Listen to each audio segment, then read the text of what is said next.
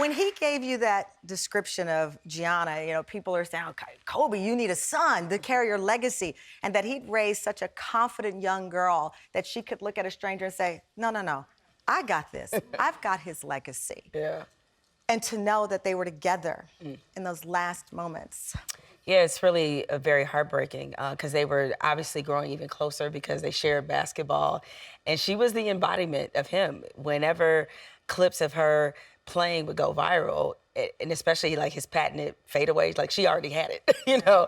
And so just to see kind of his genius live on in her, it was really powerful. And I think a lot of people, because let's be honest, Kobe was a very polarizing player and a person. A lot of people, nobody was indifferent to who Kobe was. You either loved him or you hated him. Polarizing? Well, it was for a few reasons. I think the style in which he played. There was a lot of Michael Jordan fans, of course, who were not unwilling to let go and see there was a second coming, a reincarnation of him on the court. And of course, the rape accusation, I think that had a lot to do why people weren't really sure about who he was as a person, about his character, his integrity.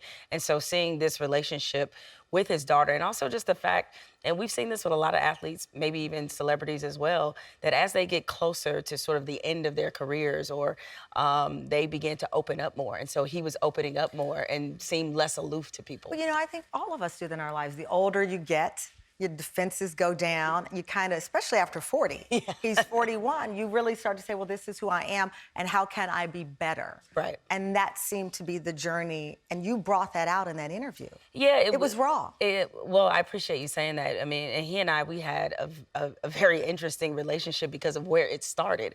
It started from a point of disagreement, which I wrote about in my piece for The Atlantic. What was the disagreement? The disagreement was he made some comments in The New Yorker about the Trayvon Martin case that I thought were tone deaf, and I thought he missed the point badly. And this is when I was still at ESPN, and we were discussing what he said, and I criticized him. What did he say? He said essentially that just because he's black, that he shouldn't automatically be obligated to support, to lend his voice to what was obviously a significant issue in our community. And he didn't feel like he should be obligated to do that.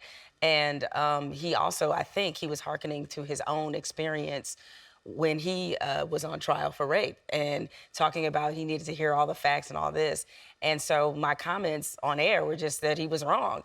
And I was shocked because before the show was over, I mean, this was one of the top topics we discussed. It was at the top of the hour, much like we are now.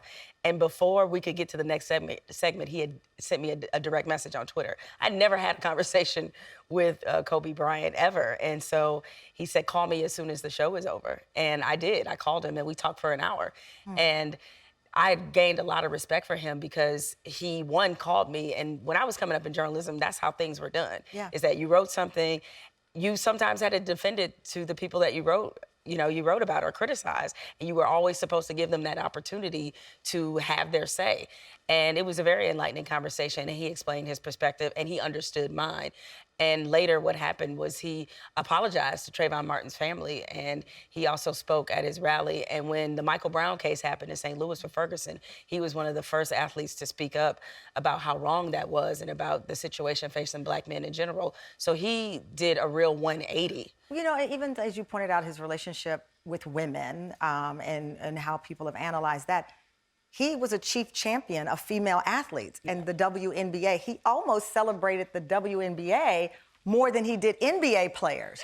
He's talked about the salary and the respect that that league deserved. Yeah, I mean, and again, I think he always probably had that respect, but it probably became even more real because his daughter started playing and he's looking at her future and thinking, okay, one day she may be in the WNBA, or just the inequities that exist for female athletes, period, whether they're in high school, college, whatever. And I think that was very important to him. And you probably saw him in more WNBA games than actual NBA games. Right. And he was a big champion of the league. And it was interesting because right before he passed, he made some comments that went viral about pointing out how several WNBA players that he's seen could easily play in the NBA. And that was a big statement to make for somebody of his stature.